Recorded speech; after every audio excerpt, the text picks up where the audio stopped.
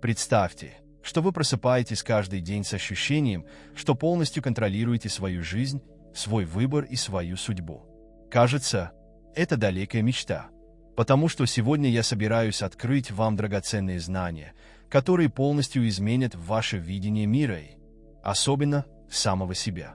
Древние мастера стойки, настоящие гиганты мудрости, уже поняли то, на открытие чего у многих из нас ушла целая жизнь.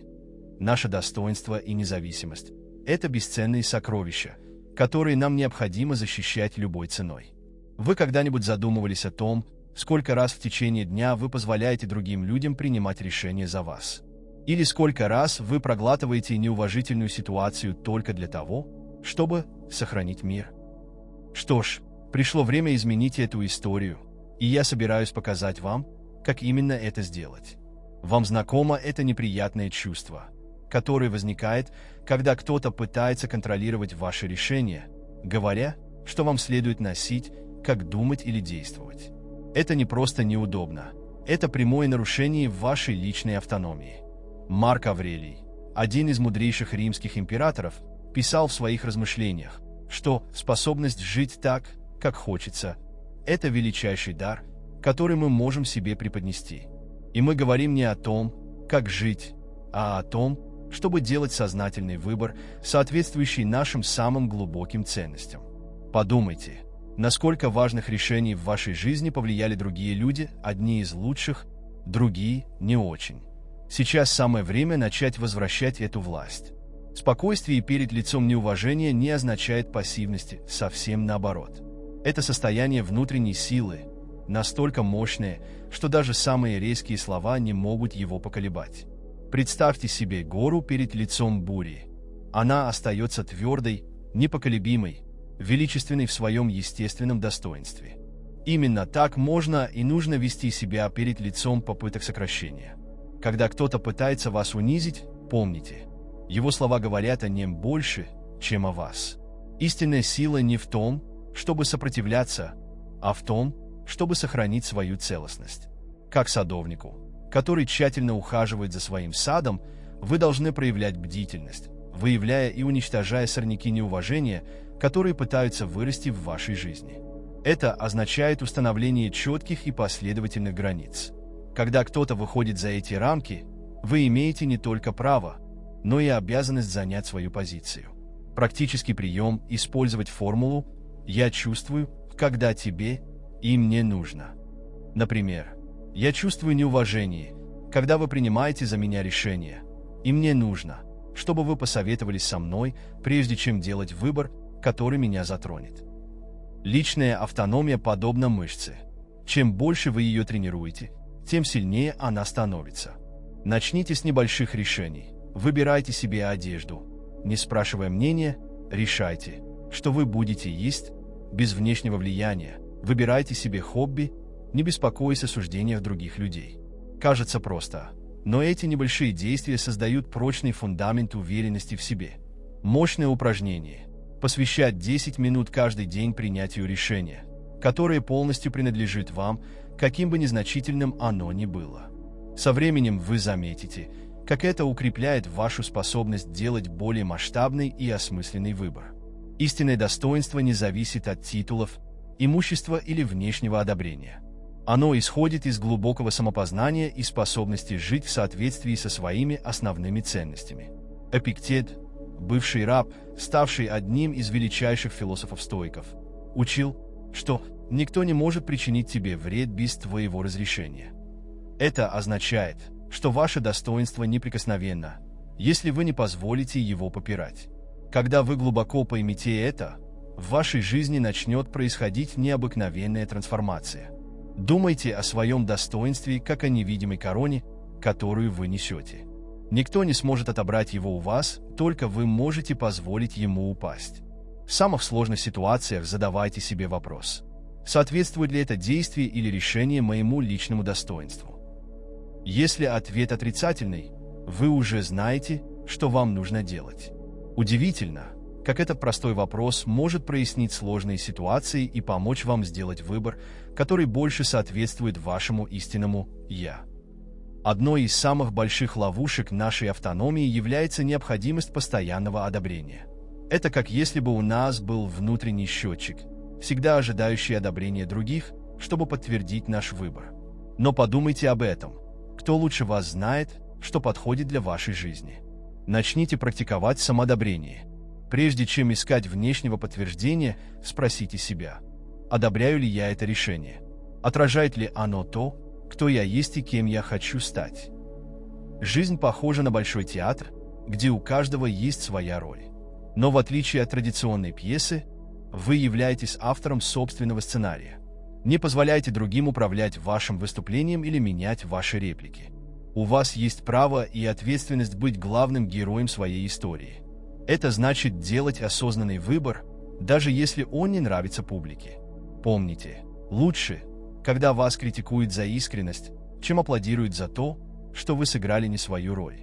Существует принципиальная разница между тем, чтобы принимать советы и позволять другим решать за вас. Советы подобны картам, которые могут помочь вам сориентироваться, но окончательное решение, по какому пути следовать, всегда должно оставаться за вами. Выработайте привычку прислушиваться к различным точкам зрения, но всегда находите время, чтобы самостоятельно обработать эту информацию, прежде чем принимать решение. Полезное упражнение – вести дневник решений, куда вы записываете свои важные решения и причины, которые вас к ним привели. Истинная автономия также означает принятие ответственности за свой выбор и его последствия. Легко быть автономным, когда все идет хорошо, но настоящее испытание наступает, когда мы сталкиваемся с результатами решений, которые пошли не так, как планировалось. В такие моменты не поддавайтесь искушению переложить вину или найти оправдание. Вместо этого используйте этот опыт как возможность учиться и расти. Ваше достоинство и независимость подобны саду, который нужно возделывать ежедневно. Каждый раз, когда вы относитесь к себе с уважением, каждый раз, когда вы принимаете сознательные решения, каждый раз, когда вы отказываетесь подчиняться манипуляциям, вы взращиваете этот сад. И как в ухоженном саду, плоды, которые вы пожнете, будут обильными. Повышение самооценки, более здоровые отношения и более настоящая жизнь. Мощным инструментом поддержания вашей автономии является развитие того, что стойки называли внутренней цитаделью, неприкосновенного ментального пространства, где обитают ваши основные истины и ценности. Когда внешнее давление усиливается, вы можете уйти в эту внутреннюю крепость и воссоединиться со своей сущностью. Каждый день уделяйте несколько минут тому, чтобы укрепить эту цитадель посредством молчаливого размышления или медитации.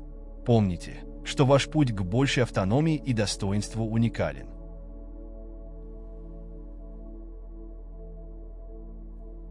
Не сравнивайте себя с другими и не пытайтесь следовать заранее определенной модели. Некоторым людям ваш выбор может показаться странным или сомнительным, и это нормально. Важно то, что этот выбор имеет для вас смысл и соответствует вашим самым глубоким ценностям. Самые опытные и уважаемые люди, которых мы знаем, не обязательно самые богатые или самые знаменитые, а скорее те, кто сохранил свое достоинство и независимость на протяжении всего своего пути. Они поняли, что истинная сила не в контроле над другими, а в сохранении контроля над собой. И теперь, когда вы начинаете осознавать эту истину, вот-вот начнется новый этап вашей жизни. Но прежде чем мы продолжим, вам нужно понять, как бороться с тем, что часто угрожает нашей автономии, с неоправданной виной. Вы когда-нибудь замечали, что несете на спине чужой груз? Это удушающее чувство вины за то, что, как ты знаешь, в глубине души не является твоей ответственностью. Сегодня мы собираемся исследовать одного из крупнейших воров нашего душевного спокойствия – неоправданное чувство вины. И это еще не все. Давайте выясним, как нечестность, наша или чужая, может создать токсичную паутину, которая вовлекает нас в нездоровые отношения и ситуации. Сенека, один из величайших мыслителей-стоиков, учил нас, что истина и подлинность являются столпами полноценной жизни. Давайте вместе узнаем, как мы можем освободиться от этих невидимых цепей, мешающих нам жить спокойно. Вина как монета, у нее две стороны. С одной стороны, У нас есть здоровое чувство вины, то, которое помогает нам расти, учиться на своих ошибках и становиться лучше. С другой стороны, существует токсичная вина, то, что нам навязывают другие, зачастую манипулятивным и несправедливым образом. Представьте, что вы несете рюкзак. Внутри него вы кладете камень для каждой ситуации, в которой чувствуете вину. А теперь остановитесь и подумайте, сколько из этих камней на самом деле принадлежит вам? Сколько их поместили туда другие люди? Существуют явные признаки, которые могут помочь нам определить, когда мы становимся жертвами неоправданного обвинения. Например, когда кто-то постоянно возлагает на вас ответственность за свои эмоциональные проблемы, говоря что-то вроде «ты заставляешь меня чувствовать себя так» или «если бы тебе было не все равно, ты бы этого не делал». Еще один признак – это когда вы извиняетесь за такие элементарные вещи, как выражение своих потребностей или установление здоровых границ. Начните замечать эти закономерности в своей жизни. Это первые признаки того, что что-то нужно изменить. Нечестность подобна яду, который медленно отравляет все аспекты отношений. Он начинается с малого, с, казалось бы, безобидной белой лжи, но может вырасти в неуправляемого монстра. Самое интересное, что зачастую нечестный человек не осознает, как он вредит не только другим, но и, прежде всего, себе. С каждой маленькой ложью теряется часть нашей честности, и восстановление этого доверия может занять годы, если оно когда-либо будет полностью восстановлено. Один из самых мощных методов борьбы с неоправданной виной – это то, что я называю судом разума. Это работает следующим образом. Всякий раз, когда вы чувствуете вину за что-то, представьте себя беспристрастным судьей, разбирающим дело. Каковы реальные доказательства того, что вы несете ответственность за эту ситуацию? Каковы были ваши настоящие намерения? Какая часть этой ответственности принадлежит другим? Это упражнение может оказаться революционным в выявлении и отклонении чужой вины. Честность начинается с нас самих. Прежде чем мы сможем выявить нечестность других и справиться с ней, нам необходимо развивать искренние отношения со своей собственной истиной.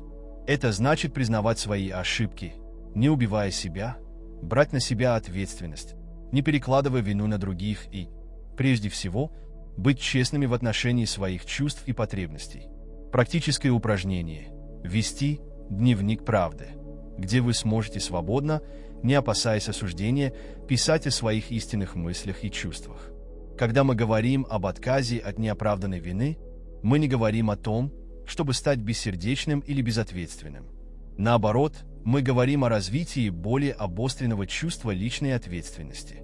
Это все равно, что научиться различать тяжесть, которая делает нас сильнее, и тяжесть, которая нас ломает. Здоровое чувство вины мотивирует нас расти и исправлять свои ошибки. Токсичная вина только парализует нас и удерживает в пагубных привычках. Манипулирование через чувство вины часто маскируется под заботу или любовь. «Я говорю тебе это для твоего блага. Я делаю это, потому что забочусь о тебе». За этими фразами могут скрываться попытки контроля и манипуляции. Полезным инструментом для выявления такого типа ситуации является то, что я называю тестом перевернутого зеркала. Если бы вы сделали или сказали другому человеку то же самое, как бы вас восприняли? Если в перевернутом виде это выглядит манипулятивно, то, вероятно, в оригинале это манипулятивно. Нечестность в отношениях часто начинается тонко, с мелких недомолвок, полуправды, белой лжи. Это как снежный ком, который начинается с малого, но может превратиться в лавину. Чтобы разорвать этот порочный круг, нам необходимо создать среду, в которой правда не только принимается, но и ценится. Это означает готовность услышать трудные истины, а также говорить их состраданием и уважением. Одним из самых разрушительных последствий неоправданной вины является то, как она влияет на нашу способность доверять как другим, так и самим себе. Когда мы постоянно чувствуем вину за то, за что не несем ответственности, мы начинаем сомневаться в собственном суждении. Крайне важно вернуть эту уверенность посредством маленьких ежедневных побед. Начните с установления небольших, но твердых ограничений и радуйтесь каждый раз, когда вам удается их соблюдать. Практика аутентичности подобна мышце, которую нужно тренировать ежедневно. Начните с небольших поступков честности. Говорите «нет», когда вы имеете в виду «нет». Уважительно выражайте свои истинные чувства, признавайте свои ошибки, когда они случаются. Со временем вы поймете, что правда, даже если она трудна, всегда освобождает больше, чем любая ложь. Бывают моменты, когда честность может показаться жестокой, но всегда есть сострадательный способ сказать правду. Это как врач, которому нужно сообщить трудные новости. Нужно сказать правду, но то, как она сообщается, имеет решающее значение. Развивайте то, что я называю сострадательной честностью, способность быть правдивым, но при этом не быть излишне резким или жестоким. Мощным инструментом борьбы с необоснованной виной является то, что психологи называют нарративной перезагрузкой.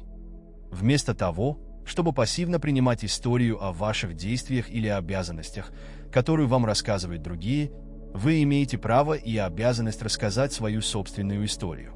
Это не означает отрицание реальной ответственности, а, скорее, представляет ее в более справедливой и сбалансированной перспективе.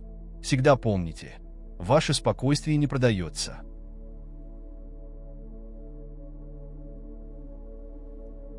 Когда вы позволяете другим манипулировать вами через чувство вины или нечестности, вы обмениваете свое душевное спокойствие на ложное чувство гармонии.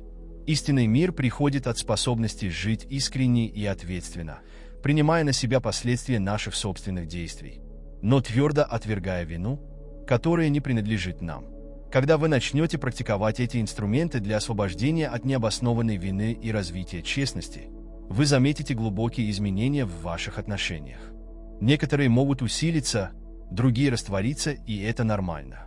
Самое главное, чтобы вы заложили прочный фундамент искренности и ответственности перед собой.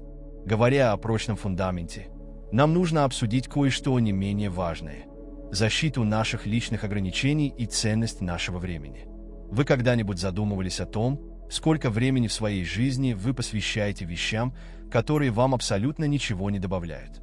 Или сколько раз вы позволяли превышать свои пределы только для того, чтобы угодить другим? Сегодня мы поговорим о том, что может буквально изменить вашу жизнь, об искусстве защищать свои пределы и ценить свое время.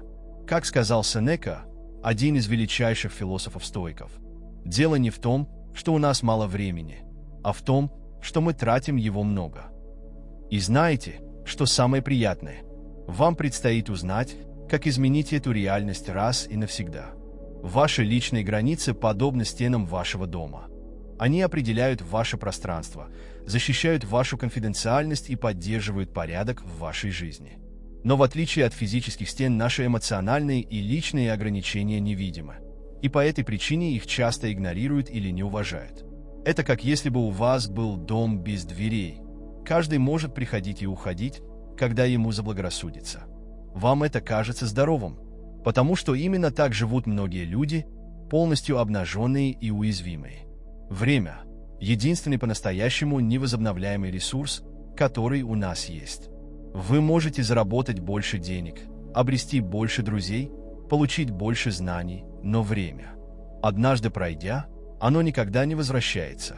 Поэтому то, как вы решите проводить свое время, одно из самых важных решений, которые вы принимаете каждый день. Подумайте об этом. Каждая минута, потраченная на действия, которые не приносят вам пользы, или на людей, которые не уважают ваши ограничения. Это минута, которую вы никогда не вернете. Установление здоровых границ не означает возведение вокруг себя непреодолимых стен. Это больше похоже на создание забора с воротами. Вы сами решаете, кто и что может войти в вашу жизнь. Один практический метод – это то, что я называю методом 3 кругов.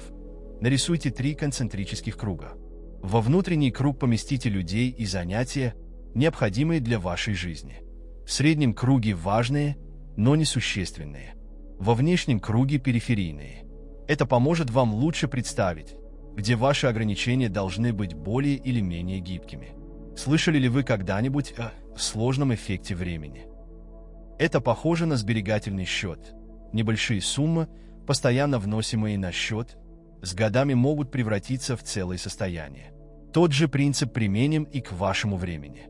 15 минут в день, посвященные важному делу, могут показаться не таким уж большим количеством, но за год это составляет более 90 часов. А теперь представьте, что вы тратите это время на отвлекающие факторы или на людей, которые не уважают ваши ограничения. У Марка Аврелия был интересный принцип относительно личных границ. Он считал, что каждый человек должен быть подобен маяку, стойким в своей позиции, освещающим путь другим, но не покидающим своего места для спасения кораблей. Эта метафора учит нас чему-то ценному. Мы можем помогать другим и быть полезными им, не ставя под угрозу собственную стабильность и ограничения. Можно быть добрым и при этом сохранять четкие и здоровые границы. Одна из самых больших ошибок в тайм-менеджменте – это то, что я называю синдромом пожарного. Тратить свой день на тушение пожаров других людей, в то время как ваши собственные приоритеты горят. Чтобы избежать этого, установите то, что я называю часами мощности. Первые 2 часа вашего дня должны быть посвящены исключительно вашим самым важным приоритетам. Не проверяйте электронную почту, не отвечайте на сообщения и не отвечайте на несрочные телефонные звонки. Это ваше священное время. Ваши личные ограничения подобны мышцам. Чтобы стать сильнее, их нужно регулярно тренировать. Начните с маленьких «нет». Не нужно быть агрессивным или грубым. Простое «я ценю приглашение, но это невозможно». Отличное начало. Со временем вы заметите, что чем больше вы практикуетесь в установлении границ, тем естественнее это становится. И самое интересное, люди начинают больше уважать ваши пределы, когда понимают, что вы уважаете их в первую очередь. Оценка времени начинается с честного анализа того, как вы на самом деле тратите свое время. В течение недели подробно записывайте, как вы используете свое время. Будьте предельно честны, включите в него эти 30 минут просмотра социальных сетей, 2 часа просмотра Netflix и непродуктивные разговоры на работе. В конце недели разделите свои дела на 3 группы – необходимые, важные и ненужные. Результаты могут вас удивить, возможно, даже немного напугать. Мощным инструментом защиты ваших границ является то, что я называю политикой отсрочки. Когда кто-то спрашивает вас о чем-то, что может поставить под угрозу ваши границы или ваше время, вместо того, чтобы ответить немедленно, скажите: «Мне нужно проверить свое расписание / подумать об этом, и я свяжусь с вами в течение 24 часов». Этот интервал дает вам время оценить, действительно ли запрос заслуживает вашего времени и энергии, а также избежать импульсивных решений, основанных на социальном давлении. Уважение собственных ограничений начинается с самопознания. Вам нужно точно знать, каковы ваши неоспоримые ценности, ваши основные потребности и ваши абсолютные пределы. Полезным упражнением будет создание того, что я называю личной конституцией, документа, в котором вы перечислите свои основные принципы, свои неподлежащие обсуждению границы и свои жизненные приоритеты. Это будет вашим компасом для принятия решений о вашем времени и энергии. Существует принципиальная разница между занятостью и продуктивностью. Многие люди используют постоянную занятость как оправдание того, что не устанавливают границ. «Я слишком занят, чтобы…» становится костылем, позволяющим избежать трудных решений. Настоящая продуктивность достигается благодаря правильному выбору того, куда инвестировать свое время и энергию, даже если это означает разочарование некоторых людей в этом процессе. Интересный метод защиты вашего времени – это то, что я называю стратегической группировкой. Вместо того, чтобы позволять прерываниям и запросам поступать в любое время, установите определенное время для определенных действий. Например, ответы на электронные письма только 2 раза в день, встречи только по вторникам и четвергам, телефонные звонки только во второй половине дня. Это создает структуру, которая естественным образом защищает ваше время и границы. Всегда помните, каждый раз, когда вы говорите «да» чему-то, вы автоматически говорите «нет» чему-то другому. Ваше время и энергия – это ограниченные ресурсы, и невозможно расширять их бесконечно. Поэтому каждое «да» нужно давать осознанно и намеренно. Прежде чем принять новые обязательства, спросите себя, чего я не делаю, принимая это. Когда вы начнете больше ценить свое время и лучше защищать свои границы, некоторые люди могут отреагировать негативно. Некоторые могут назвать вас эгоистом, другие могут попытаться заставить вас чувствовать себя виноватым. Но вот истина. Чем больше вы уважаете свое время и ограничения, тем больше вам придется искренне и устойчиво предлагать другим. И говоря о негативных реакциях, нам нужно поговорить о чем-то очень важном. Как бороться с деструктивной критикой и постоянным негативом. Вы когда-нибудь чувствовали себя парализованным после получения особенно резкой критики? Или вы заметили, что некоторые люди обладают даром видеть во всем только отрицательную сторону? Сегодня мы собираемся углубиться в тему, которая глубоко влияет на качество нашей жизни. Как бороться с деструктивной критикой и постоянным негативом, который некоторые люди настаивают на распространении. Как мудро учил Эпиктет, нас беспокоят не вещи, а наше мнение о них. Вы собираетесь узнать, как превратить критику в топливо для своего роста и как защитить себя от токсичности хронического негатива. Существует фундаментальное различие между конструктивной и деструктивной критикой, которые мало кто осознает, стоящие за ней намерения. Конструктивная критика подобна скальпелю в руках опытного хирурга. Она может вызвать кратковременный дискомфорт, но ее цель – исцелить и улучшить.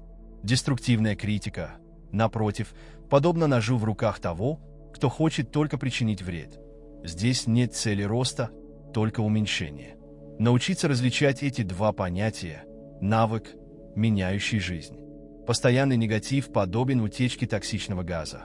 Даже в малых дозах продолжительное воздействие может быть крайне вредным. Интересно, что исследования показывают, что наш мозг имеет естественную негативную предвзятость. Мы склонны придавать больший вес негативному опыту, чем позитивному. По этой причине нам нужно быть еще более бдительными в отношении количества негатива, который мы допускаем в свою жизнь. Это похоже на ежедневную умственную чистку. Вам нужно регулярно очищаться от накопившихся токсичных мыслей. Мощный метод борьбы с деструктивной критикой – это то, что я называю методом археолога. Подобно тому, как археолог тщательно исследует каждый найденный фрагмент, вы можете научиться рассматривать каждую получаемую критику с любопытством и эмоциональной отстраненностью. Примите критику, какой бы болезненной она ни была, и задайте 3 вопроса. Какова здесь доля истины, если она есть? Какова реальная мотивация этой критики? Чему я могу научиться из этого, даже если это не было предназначено для того, чтобы мне помочь?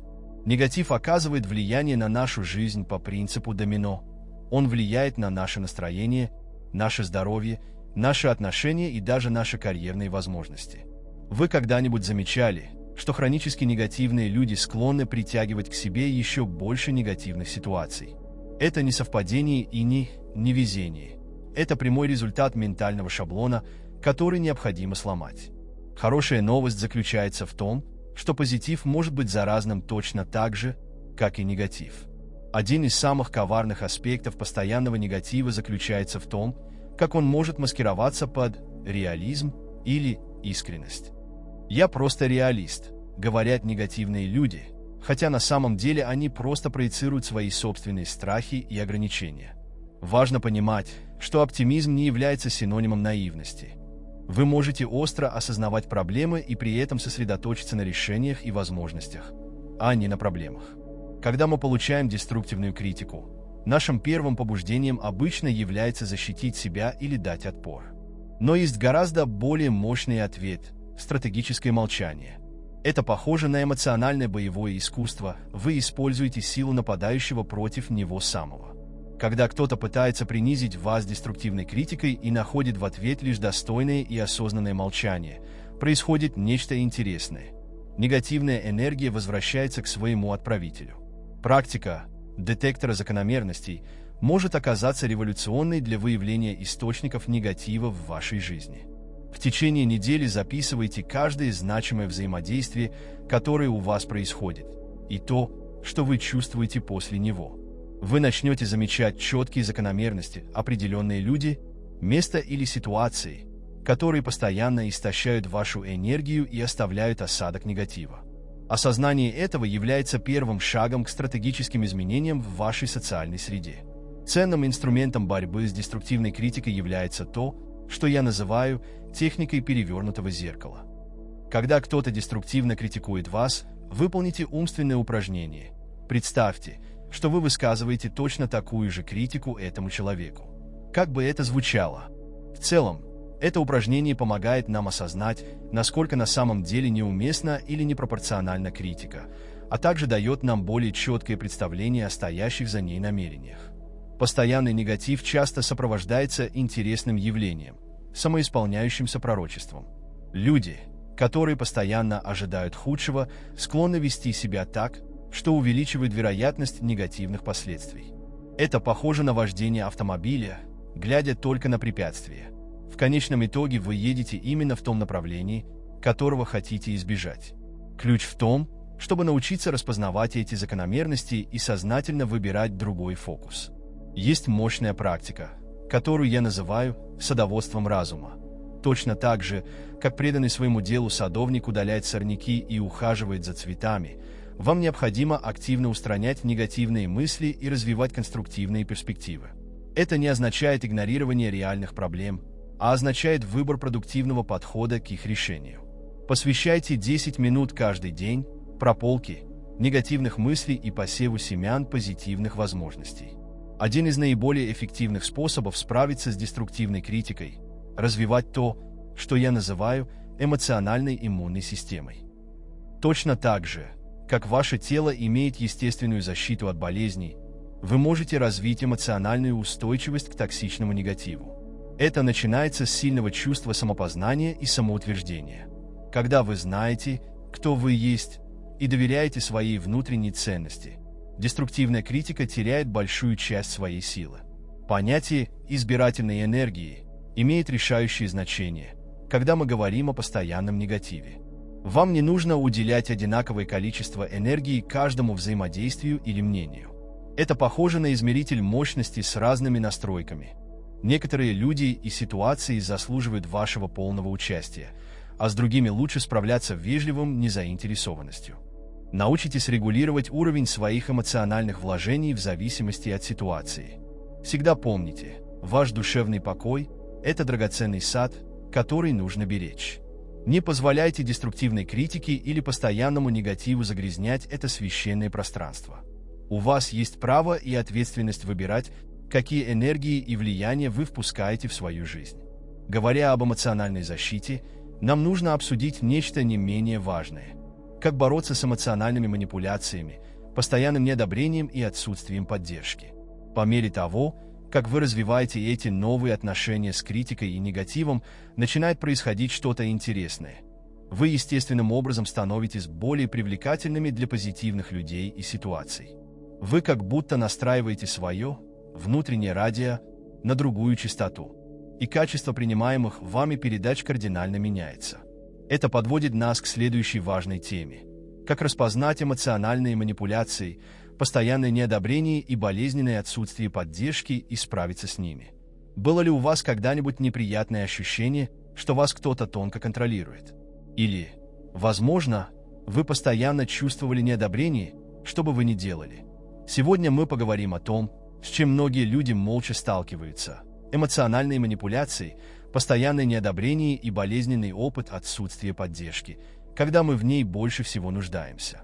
Это деликатная, но чрезвычайно важная тема, поскольку она глубоко влияет на нашу самооценку и нашу способность расти и развиваться. Давайте вместе узнаем, как распознать эти токсичные стереотипы и, самое главное, как освободиться от них. Эмоциональные манипуляции подобны невидимой паутине. Когда вы, наконец, поймете, что попали в ловушку, возможно, вы уже попали в эту ловушку. Эмоциональные манипуляторы – мастера использовать наши эмоции против нас. Они точно знают, на какие кнопки нажать, чтобы заставить нас чувствовать себя виноватыми, неуверенными или растерянными. Это похоже на эмоциональную шахматную игру, в которую вы даже не подозревали. Первый шаг к освобождению – научиться распознавать наиболее распространенные действия. Эмоциональный шантаж, виктимизацию, газлайтинг, заставляющий сомневаться в собственном восприятии реальности, и триангуляцию, использование третьих лиц для манипулирования. Постоянное неодобрение похоже на непрекращающуюся каплю. Каждая капля кажется маленькой и незначительной, но со временем она может нанести структурный ущерб нашей самооценке. Самое извращенное в том, что это неодобрение часто маскируется под заботу или любовь. «Я говорю это только потому, что забочусь о тебе» или «это для твоего же блага» – типичные фразы, которые предшествуют деструктивной критике и ненужным осуждениям. Крайне важно научиться отличать подлинную конструктивную обратную связь от токсичного неодобрения, которые служат лишь уменьшению и контролю. Отсутствие поддержки в критические моменты может стать одним из самых одиноких переживаний, с которыми мы можем столкнуться. Это все равно, что стоять на важной сцене жизни и смотреть в зал только для того, чтобы обнаружить пустые места. Но вот мощная истина. Иногда отсутствие внешней поддержки может стать катализатором, который заставляет нас развивать внутреннюю силу, о которой мы даже не подозревали. Это похоже на растение, растущее сквозь бетон. Невзгоды могут сделать нас более устойчивыми. Одним из наиболее ярких признаков эмоциональной манипуляции являются эмоциональные американские горки, которые она создает. Сегодня вы находитесь на вершине успеха, чувствуя, что вас принимают и ценят, а на следующий день вы находитесь на самом дне, ставя под сомнение собственную ценность. Эта закономерность не случайна. Это преднамеренный прием, который удерживает вас в состоянии постоянного эмоционального дисбаланса. Таким образом, манипулирующий человек становится центром вашей эмоциональной вселенной, поскольку только он, кажется, обладает силой перенести вас из рая в ад и наоборот. Постоянное неодобрение часто сопровождается явлением, которое я называю эффектом негативного прожектора. Как будто на ваши недостатки и неудачи всегда направлен яркий свет, в то время как ваши качества и достижения остаются в тени. Этот дисбаланс внимания может создать искаженную самооценку, когда вы начнете видеть себя только через призму критики и неодобрения. Мощный метод борьбы с этим – вести дневник достижений. Ежедневно записывайте свои победы, какими бы маленькими они ни были. Одной из тончайших форм эмоциональной манипуляции является то, что психологи называют любовной бомбардировкой – интенсивный период внимания и привязанности, за которым следует холодность и отстраненность. Это похоже на наркомана, который получает сильную дозу удовольствия, за которой следует болезненная абстиненция. Этот цикл создает эмоциональную зависимость, которую очень трудно разорвать. Ключ в том, чтобы признать, что настоящая любовь постоянна и стабильна. Они являются эмоциональными американскими горками. Отсутствие поддержки может проявляться по-разному, от физического отсутствия в важные моменты до незаметного обесценивания ваших мечтаний и стремлений. Эффективный метод решения этой проблемы – создать то, что я называю внутренним кругом поддержки, избранной группой людей, которые действительно болеют за вас и поддерживают ваш рост. Это может быть всего 1 или 2 человека, но важно то, что это люди, которые искренне празднуют ваши победы и предлагают конструктивную поддержку в решении ваших проблем. Эмоциональная манипуляция часто использует технику эмоционального долга. Манипулятор делает что-то за вас, а затем использует это как разменную монету для будущего контроля. «После всего, что я для тебя сделал» – классическая фраза в этом контексте. Важно понимать, что настоящая доброта не требует каких-либо условий. Если кто-то постоянно напоминает вам о своих услугах или жертвах, это не щедрость, это манипуляция. Один из самых сложных аспектов постоянного неодобрения заключается в том, как оно может заставить нас сомневаться в наших собственных решениях и инстинктах. Это похоже на внутренний критический голос, установленный другими людьми. Мощным инструментом борьбы с этим является то, что я называю обратным советом. Если вы сомневаетесь в правильности решения, спросите себя: если бы мой лучший друг оказался в такой ситуации, какой совет я бы дал? Эта техника помогает нам получить доступ к нашей внутренней мудрости без фильтра внешней критики. Отсутствие поддержки часто заставляет нас развивать ценные качества – уверенность в себе. Это все равно, что учиться ездить на велосипеде без тренировочных колес. Поначалу это может быть страшно, но как только вы овладеете этим навыком, это станет навыком на всю жизнь. Начните с постановки небольших ежедневных целей и празднуйте их достижения, независимо от внешнего признания. Со временем у вас появится внутренний источник подтверждения, который никто не сможет у вас отнять. Эффективным методом выявления эмоциональной манипуляции является то, что я называю тестом 3R – уважение, взаимность и ответственность.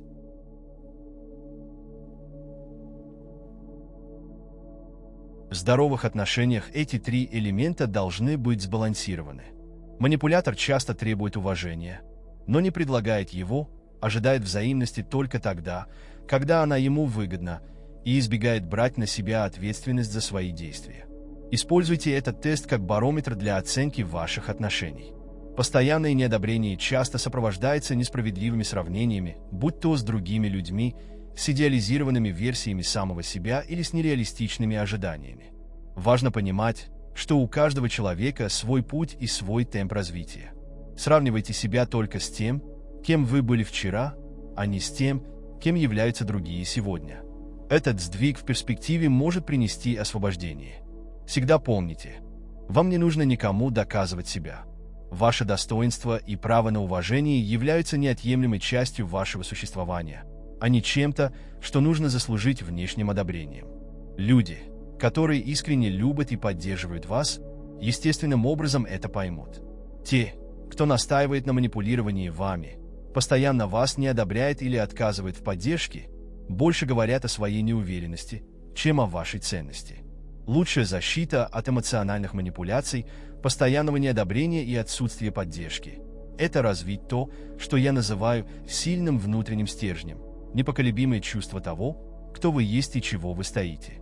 Это похоже на внутренний компас, который всегда указывает на север, независимо от того, со сколькими эмоциональными бурями вы столкнетесь.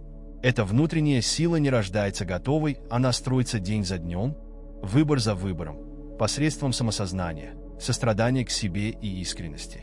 И теперь, когда мы глубоко изучили все эти важные аспекты нашего эмоционального здоровья и личностного роста, пришло время связать все эти учения воедино и понять, как мы можем применять их на практике в нашей жизни. Мы подошли к концу этого пути самопознания и трансформации, но на самом деле это только начало вашей новой жизни. Теперь в ваших руках есть мощные инструменты, позволяющие защитить свое достоинство, установить здоровые границы и развивать по-настоящему полезные отношения. Вопрос в следующем: что вы собираетесь делать с этими знаниями? Остановитесь на мгновение и задумайтесь, сколько раз вы отказывались от своего душевного спокойствия, чтобы угодить другим? Сколько часов своего драгоценного времени вы потратили на людей, которые ничего не добавляют в вашу жизнь? Сколько своей энергии вы потратили, пытаясь доказать свою ценность тем, кто вас никогда не узнает? Готовы ли вы положить всему этому конец? Готовы начать жить по своим правилам?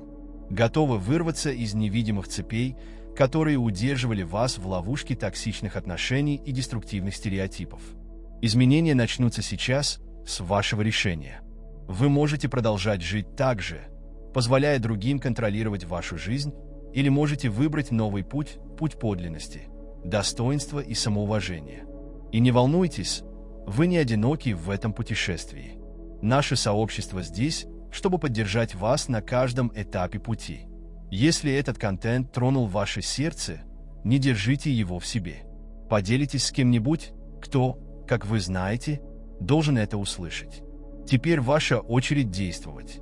Подпишитесь на канал, включите уведомления и станьте частью сообщества людей, меняющих свою жизнь. Каждый день у нас появляется новый контент, который поможет вам стать лучшей версией себя. И помните, ваша жизнь слишком ценна, чтобы ее можно было прожить на условиях других людей. Вы заслуживаете большего, вы можете сделать больше, и ваше время сиять пришло.